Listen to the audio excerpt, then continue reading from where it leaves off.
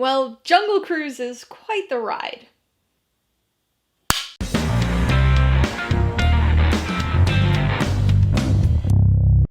Hey everybody, welcome to Mainely Movies. Today, I'm going to be talking about the 2021 fantasy adventure, Jungle Cruise. If you're new here, please consider subscribing for a variety of movie-related content like reviews, rank lists, and trailer reactions.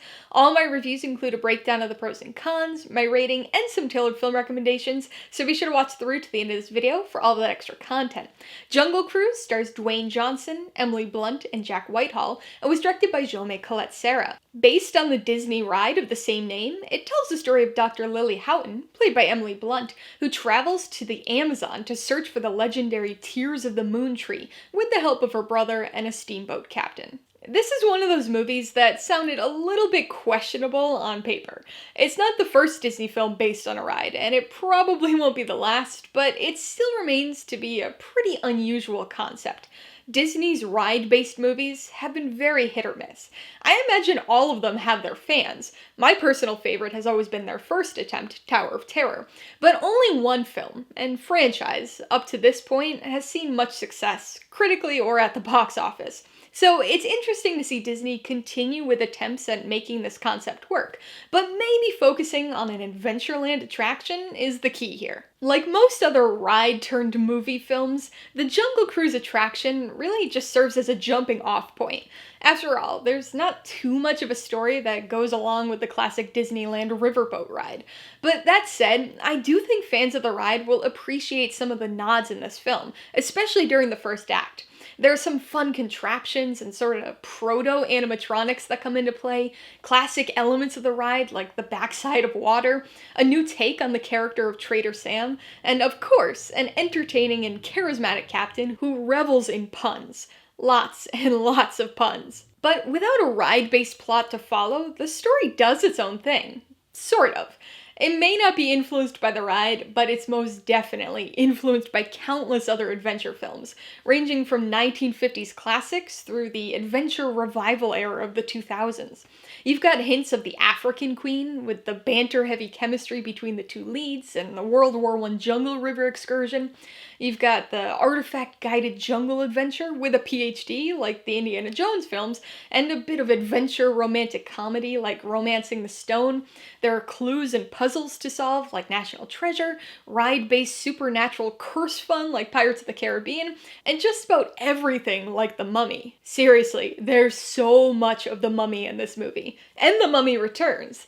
The period piece elements with the costume and production design, the two entertaining and driven leads with great chemistry, the mostly comic relief brother character, the sometimes iffy CGI, the supernatural curse-tinged adventure, the tone, the score, everything right down to the rock. And so Jungle Cruise is very much an amalgamation adventure. It's definitely its own thing, but it uses pieces from a dozen other classic adventure movies.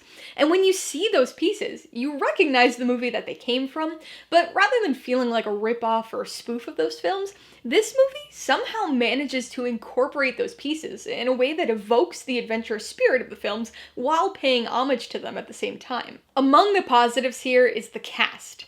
Emily Blunt is wonderful as Dr. Lily Houghton, channeling this very entertaining cross between Indiana Jones and Evie O'Connell. Dwayne Johnson is also really good here as Frank, the skipper of the steamboat. When his casting was first announced, I thought it seemed like a weird fit for him, but after seeing the film, it's clear that this was definitely his type of role. It's very much suited for his funny, charismatic presence. He probably could have delivered a bit more edge, but it is a Disney family film, so he's sort of at Jumanji levels. But he and Blunt have really good chemistry together. Whether it's the pun-filled banter moments or the more improv-y scenes, they're a very entertaining and comfortable pair. Rounding out the main characters is Jack Whitehall as Lily's brother, McGregor. He's the kind of character that you think you've got pegged at the beginning of the movie. He's sort of the Jonathan of the film, the comedic relief brother. And to an extent, he does play that role, but there's a decent character arc for him and a little bit more depth there. And he fits right in with the great chemistry of the lead group.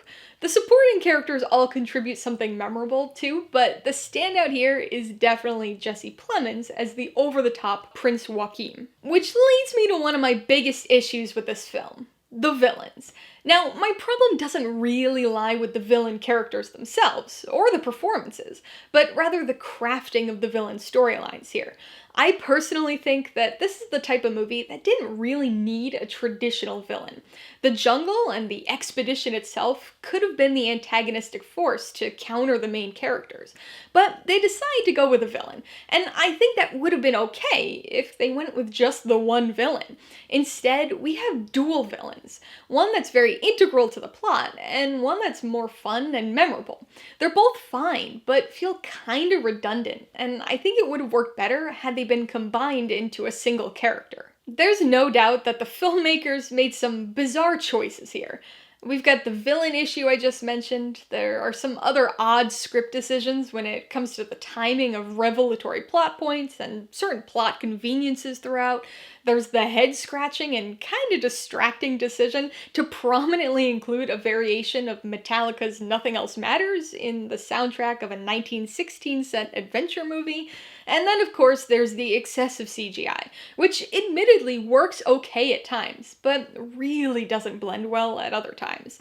But in spite of all the bizarre choices, including the initial decision to even create a film based on the Disneyland ride, Jungle Cruise manages to be a pretty good time. Much like its namesake, it's probably not going to be anyone's favorite ride, but it's still a worthwhile experience and an enjoyable way to pass the time. Alright, let's talk about the pros and cons. Pro number one is the sense of adventure.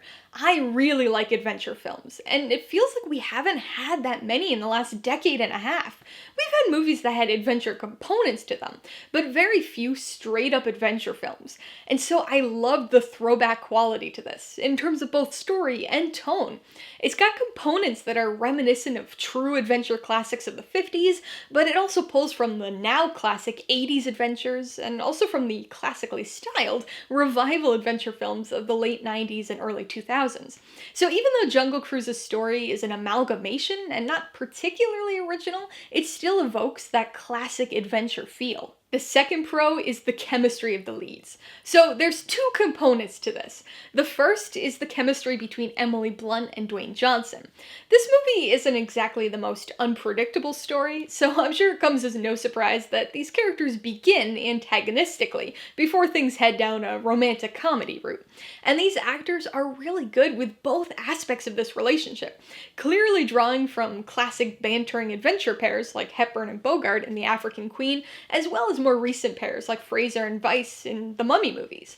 The second component of this chemistry pro pulls in Jack Whitehall's character, because even though Blunt and Johnson are the romantic leads, I would say that they constitute a pretty solid trio throughout most of the film, and so all three play off each other really well. On the con side, the biggest issue is the CGI.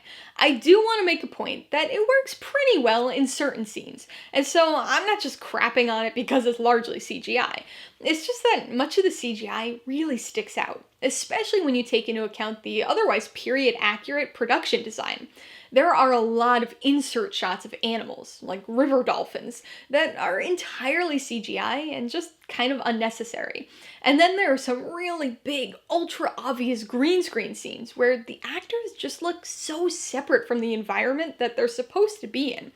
The Mummy, Pirates of the Caribbean, and other recent adventure films have utilized CGI too, so this isn't new, but I do wish that they had utilized a few more practical elements here. The second con is the decision to use dual villains. Sometimes having more than one villain character can work for a film, especially if they're after or antagonistic about different things. Unfortunately, the villains here kind of want the same basic thing, and so they sort of cancel each other out. One of the villains is definitely more important to the plot, but the other villain is more entertaining and memorable. They feel redundant in their goals, and like they're taking away screen time from one another unnecessarily. It muddies the plot a bit, and I think it would have been a much better decision to combine the two villains to create just a single antagonist. Before I give you my rating and recommendations, I want to remind you that if you're interested in buying Jungle Cruise or any of the other films I mentioned today, I do have affiliate links for all of them in the description below. I get a small commission from anything you buy using one of my links, so I'd really appreciate it if you'd use them if you're in the market for any of these movies. I'm gonna give Jungle Cruise 3.5 out of 5 paws. It has some script issues and very heavily borrows from other classic adventure films, but the overall tone and the entertaining chemistry of the leads help to keep this boat afloat. I would recommend Jungle Cruise to anybody who likes light but fun adventure movies. This pays homage to a ton of other films, or rips them off depending on how you look at it, but it has that throwback adventure vibe, packaged as a fairly by-the-books Disney film. So if you just want something light and fun, this may be the one for you. If you liked Jungle Cruise, I would recommend The Mummy. A lot of adventure films were used as inspiration for Jungle Cruise, but none more so than this one. Everything from the characters, to the style, to the score. If you liked this movie, you are going to love The Mummy. If you like the World War I setting and want another jungle cruise with great banter, you should watch The African Queen. Clearly another major inspiration for this film, The African Queen stars Katharine Hepburn and Humphrey Bogart on a jungle adventure that takes a dangerous and exciting turn. And if you want another successful ride-turned movie, you should check out Pirates of the Caribbean: The Curse of the Black Pearl. It's the first of the franchise and is another stylistic and story inspiration for this film. Alright, a couple questions for you guys. Number 1, have you seen Jungle Cruise? If so, what'd you think of it?